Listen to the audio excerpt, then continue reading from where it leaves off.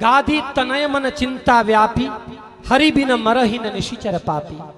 विश्वामित्र ने सोच लिया कि राम के बिना ये राक्षस मरेंगे नहीं, मुझे राम को लेने जाना चाहिए। वो राम जी को लेने अवध भूमि गए। मुनि आगमन सुना जब राजा, मिलन गए ले विप्र समाजा। करी प्रणाम कीन्ही पद पूजा, मौसम धन्य आज नहीं दूजा। और भगवान दशरथ ने यथोचित विश्वामित्र मुनि की पद पूजा की और बोला, हे मुनि मांगिए, मांगो भूमि धेनु धन कोशा। आपको जो चाहिए मांगो महाराज, हम आपको देंगे। आपको क्या इच्छा है? विश्वामित्र सोच रहे हैं मांग लूंगा तो धरती खिसक जाएगी। और विश्वामित्र बोले, अनुज समेत देव रघुनाथा, निशिचर वध में हो सनाथा।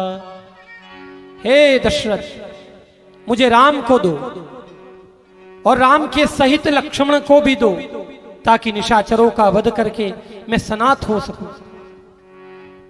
राम को देने की बात आई तो दशरथ महाराज का तो मूड बदल गया पूरा। और दशरथ जी बोले, सब सुत प्रिय मोहे प्राण की नाई, सब सुत प्रिय मोहे प्राण की नाई। पर राम देत नहीं बने गोसाई, राम देत नहीं बने गोसाई। हे महाराज, सभी पुत्र मुझे प्राणों से अधिक प्यारे हैं, लेकिन राम को मैं नहीं दे सकता, क्योंकि राम तो छोटा बालक है अभी। मैं चलता हूं ना आपके साथ, मैं चलता हूं, मैं रक्षा करूंगा। विश्वामित्र ने कहा, आप वाला बनेगा नहीं महाराज, आपको राम को ही भेजना पड़ेगा। फिर लिखा है मानस में, तब वशिष्ठ बहुविधि समझावा। वशिष्ठ मुनि ने बहुत तरीकों से दशरथ जी को समझाया और बहुविधि समझाया। एक अर्थ में कि बहू को लाने की विधि दशरथ जी को विश्वामित्र जी ने बताई कि विश्वामित्र जी के साथ भेज दो, पल्ली पार से आपका बेटा बहू लेकर आएगा। दशरथ जी खुश हो गए, अरे महाराज आप ही का है, हमने कब मना किया है, ले जाओ। कौशल्या मां से आज्ञा ले ली और राम लक्ष्मण विश्वामित्र जी के साथ वन पधार गए। और जाते ही भगवान ने मौसी जी का कल्याण कर दिया, ताड़का मौसी का। सबसे पहले एक बाण लगाया, ताड़का को वैकुंठ भेज दिया। यज्ञ आरंभ हुआ, मारीच और सुबाहु उस ताड़का के पुत्र आए। भगवान ने बिना पर का बाण मारा, सुबाहु को वैकुंठ भेज दिया और मारीच को लंका फेंक दिया। तब विश्वामित्र बोले, अयोध्यावासी आपको क्या कहते हैं? रघुपति, और मैं आपका नाम रखता हूं राघव। जनक महाराज के घर से चिट्ठी आई विश्वामित्र के यहां कि आप अपने शिष्यों को लेकर मेरी बेटी सीता के स्वयंवर में आई। राम लखन के साथ विश्वामित्र गए, लेकिन रास्ते में मित्रों एक विचित्र स्थिति बनती है।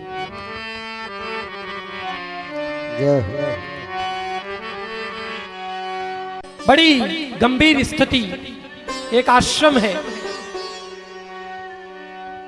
खंडर बना है, एक पक्षी की भी आवाज नहीं वहां, मानो वेदियां बनी है। बहुत लंबे समय से कोई ऋषि रहते होंगे और एक शिला पड़ी है, और शिला पर एक नारी की आकृति अंकित है। राम ने पूछा, भगवान हे गुरुदेव, ये शिला, ये पत्थर और उस पर ये नारी की आकृति, हे देव ये कौन है? भगवान विश्वामित्र कहते हैं, गौतम नारी श्रापवश उपल देह धरि धीर, चरण कमल रज चाहती कृपा करहु रघुवीर। हे रघुवीर, आप कृपा करें। ये महर्षि गौतम की पत्नी अहिल्या है। लगता है कोई भूल हो गई और गौतम ऋषि ने इसे शाप दे दिया और बस पत्थर बनकर पड़ी है। महाराज, आपके चरणों की धूल अगर इसे मिल जाए तो इसका कल्याण हो जाएगा।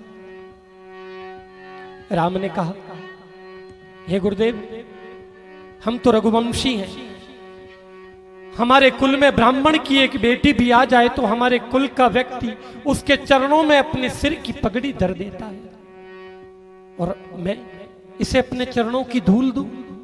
यह आप क्या कह रहे हैं?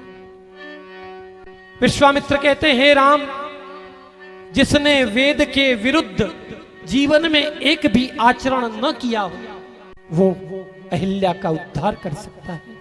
इसलिए हे राम, मेरी विनती मानो और इस देवी का कल्याण करो। हे रघुवर, आप इसे चरणों की धूल प्रदान करें। भगवान राम ने अपने चरणों को उठाया, पवन देवता ने सहयोग प्रदान किया। राम के चरणों में जो चिपकी हुई धूल थी वो उस पत्थर पर गिरी और उस पत्थर में से नारी प्रकट हो गई। बोलो अहिल्या महारानी की जय, राजा रामचंद्र भगवान की। बोलो जय श्री राम।